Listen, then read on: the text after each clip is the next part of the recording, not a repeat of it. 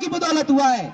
और उन शहीदों ने कहा था कि जब अर्थी उठे धूम के, जब अर्थी उठे धूम के तुम आंसू बहाना नहीं, जब अर्थी उठे धूम के तुम आंसू बहाना नहीं, पर मनाओ जब आजादी का दिन, पर मनाओ जब आजादी का दिन, उस घड़ी हमें भूल जाना नहीं। जी हां, उन शहीदों को मैं भावभीनी श्रद्धांजलि अर्पित करता हूं कि आपने एक ऐसा भारत दिया जिसमें हम स्वतंत्र समानता से जी सके। हमारे पूर्वजों के ऊपर क्या क्या बीती थी वो हम सबको पता है, लेकिन 26 जनवरी 1950 का वो एक शानदार दिन आया जब विश्व रत्न, सिंबल ऑफ नॉलेज, अर्थशास्त्री, राजनीतिज्ञ, महिला, माताओं, शोषितों, पीड़ितों के मसीहा डॉक्टर B.R. अम्बेडकर, जिन्होंने इस देश का कानून लिख करके सौंप दिया कि जाओ और तुम इस देश के हुक्मरान बनो, इस देश के हुक्मरान बनो, तुम्हें वोट देने का अधिकार दिया।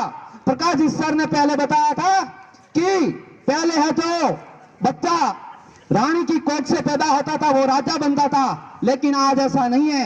आज राजा जिसको हम चुनेंगे वही बनेगा।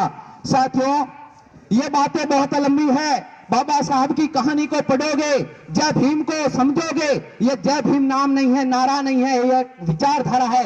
अरे बाबा साहब जब लंदन के गोलमेज सम्मेलन में हिस्सा लेने जा रहे थे और माताओं, बहनों, दलितों, पिछड़ों, शोषितों को भारत को अधिकार दिलाने जा रहे थे, तब उनका 4 वर्षीय पुत्र मृत पड़ा था घर में और उनकी पत्नी बिलख रही थी, रो रही थी, यानी कि उस बच्चे की मां रो रही थी कि मेरा बच्चा मर गया है। कल्पना कीजिए उस समय एक बाप के ऊपर क्या बीत रही होगी। आज हमारे घर में ऐसा होता है तो हम यहाँ आकर के ये गणतंत्र दिवस नहीं मनाते, घर में रहते, लेकिन उन्होंने ऐसा नहीं किया।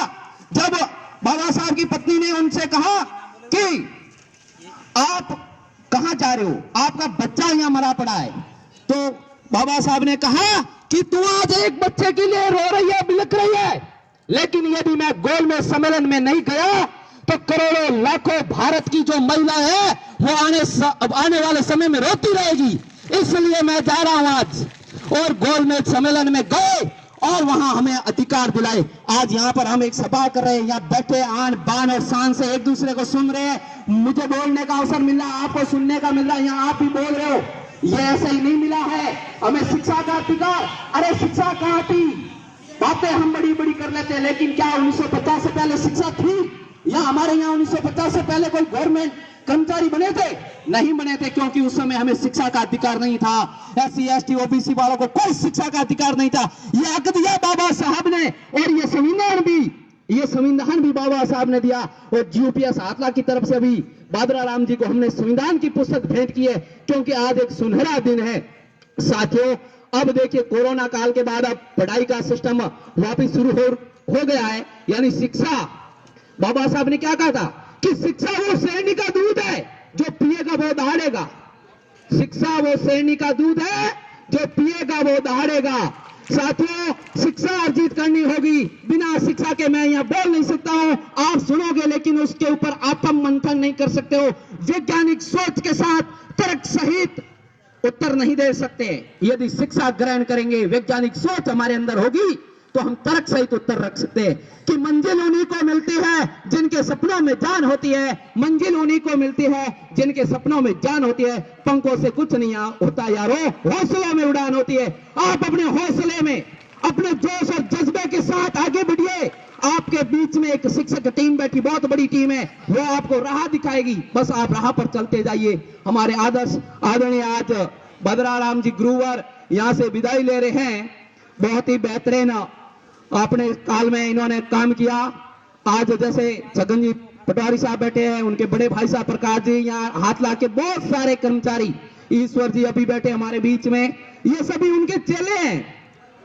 इन्होंने बादरा राम जी से पढ़ाई की है, आज ये हमारे सामने इस रूप में बैठे हैं। तो आपके बीच में भी गुरु जी है, यहाँ के लोकल भी है, बाहर के भी है, लेकिन गुरु गुरु होता है। गुरु से बड़ा कोई नहीं है। वो आपको शिक्षा दे रहे हैं, उसको अर्जित कीजिए। आपको मैं एक छोटा सा उदाहरण दे रहा हूं, उसको थोड़ा सा ध्यान से समझने की कोशिश कीजिएगा। एक नाम सुना होगा, जलीय जीव है सीपा। विज्ञान में यह आता है जलीय जीव सीपा। वो क्या करता है कि गर्मी के मौसम में समुद्र की, ये समुद्र में रहने वाला है, समुद्र की ऊपरी सतह पर रहता है और अपना मुंह खोल करके बैठा रहता है। अरे उसको कुछ आस है कि मुझे कुछ मिलेगा। अब मिलेगा क्या कि जब बारिश होगी और बारिश की बूंद पड़ेगी, उससे मैं मेरे जो अंतर ग्रहण करूंगा, यानी कि वो बारिश की बूंद, पानी तो पड़ा है समुद्र में, उसको क्यों नहीं ग्रहण करना चाहता है? इसके पीछे भी बहुत बड़ा कारण है। और जब बारिश होती है 4-6 महीने बाद वो सीपा उस पानी जो बूंद बरसती है उस बूंद को अपने अंदर समाहित करता है और मुंह बंद कर लेता है, बंद करके समुद्र की अथाह गहराइयों में चला जाता है, बहुत नीचे चला जाता है। वहां पर वो कुछ दिन यानी कि कुछ महीने बैठा रहता है। अंत में जब वो अपना मुंह खोलता है तो उसमें से एक हीरा निकलता है, कोहिनूर निकलता है। अरे वो कोहिनूर तुम हो, तुम्हें शिक्षा गुरुजी दे रहे हैं, यानी पानी बरस रहा है, तुम ग्रहण कर रहे हो, यानी कि सीपा ने जल ग्रहण किया, तुम शिक्षा ग्रहण कर रहे हो। और उसने शिक्षा ग्रहण की तो उसने कोहिनूर निकाला। अरे तुम में भी वो ताकत है साथियों, विद्यार्थियों, तुम ही भारत का भविष्य हो, भारत का कल हो, आने वाला समय हो। अरे राष्ट्रपति भी तुम में है, प्रधानमंत्री भी तुम में, कलेक्टर भी तुम में है और एमएलए भी तुम में। बस ताकत, अपनी ताकत का अंदाजा लगा दीजिए और इस देश को एक नए युग की तरफ ले जाइए साथियों। बहुत ही बेहतर वक्त आपके साथ आने वाला है। अंत में मैं भादरा राम जी के लिए एक पंक्ति अर्ज करूंगा, उसके बाद अपनी वाणी को यहीं पर विराम दूंगा कि है वही जो ज्ञान के आलोक को जग में फैलाए, है वही जो ज्ञान के आलोक को जग में फैलाए, है वही जो आदमी को आदमी बनाना सिखाए, है वही जो आदमी को आदमी बनाना सिखाए, जो सभी को प्रेम का संदेश देता है सदा, जो सभी को प्रेम का संदेश देता है सदा, उस गुरु के श्री चरणों में मैं शीश झुकाता हूं। जी हाँ, आदरणीय भादरा राम जी को पुनः मैं बहुत बहुत बधाई देता हूं।